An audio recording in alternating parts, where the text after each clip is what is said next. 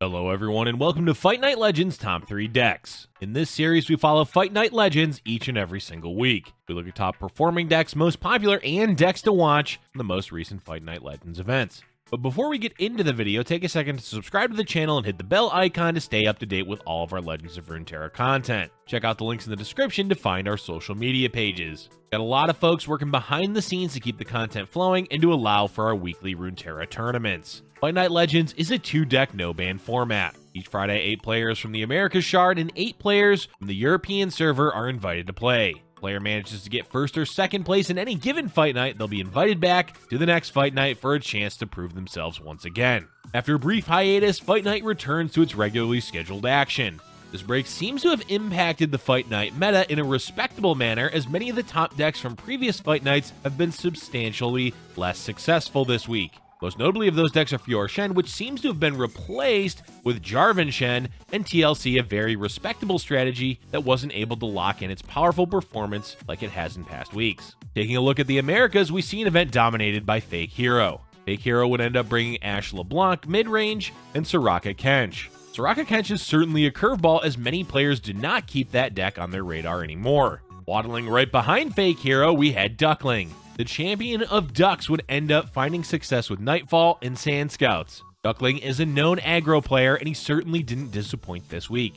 As for the European side of things, Salty Simon would go on to take the event, a feat not unfamiliar to Simon at this point. He ended up bringing Discard aggro and Nightfall aggro? Is Nightfall allowed to do this well in Fight Night? In our second place position in Europe, Elix stands proud, with Draven Ezreal and Zoe Dragons. This lineup seems to have come from the past, as their decks certainly had times in the past where they were much more popular than they are today. We have our top performing players of the event. Now let's take a look at which archetypes managed to impress us the most this week. Coming in at number 3, we have Ezreal Noxus. Ah yes, Noxus Ezreal once again finds its place in our top decks of Fight Night. Draven Ezreal ended up being played by 3 players in EU and managed a second place finish. While it's certainly not uncommon for Draven Ezreal to do well, what makes Noxus Ezreal so exciting this week is how Rogio innovated the strategy. Rogio would end up playing LeBlanc Ezreal and would finish in 3rd place in the Americas. This is an interesting way to spin the classic Draven Ezreal. The deck still keeps its Tri-Beam Improbulator game plan, but the ability for Noxus Ezreal player to land 1-cost mimics becomes a massive boon, generating cheap Ezreal triggers while being highly flexible. Coming in at number 2, we have Zoe Lee. How long has it been since Lee Sin has found his way in our Fight Night top decks? Zoe Lee would end up being brought by 5 players between both regions this fight night and would place 3rd in both regions as well as 4th in EU.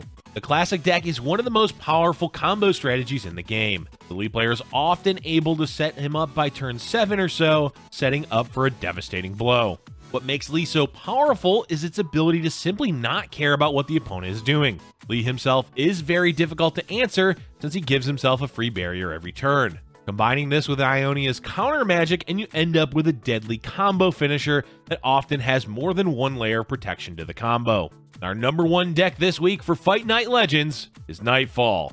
Let us know in the comments if you ever thought that Nightfall would ever take our number 1 spot for a Fight Night top deck. I guess crazier things have happened. Brought by only 1 player from each region, Nightfall aggro would manage to not only take first in EU, but would also finish second in the Americas. While Nightfall aggro hasn't changed a ton, it did get one very important new tool: Unto Dusk. This furthers the deck's ability to abuse Doom Beast, which at this point is likely one of the more messed up cards in Runeterra.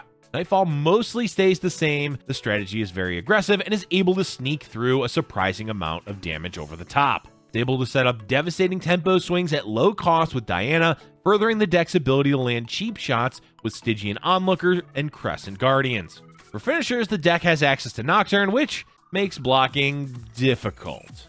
It also has Moonlight Affliction, which makes blocking an absolute nightmare. We're excited to see Nightfall finally perform, and we'll certainly keep an eye on it in weeks to come. This week's Fight Night Legends was certainly a shakeup. The nerf to Fiora really opened up a format for many other strategies to shine. It'll be very interesting to see how many Jarvan Shens manage to perform in the weeks to come, as it seems to be trying to be Fiora Shen's successor at the moment.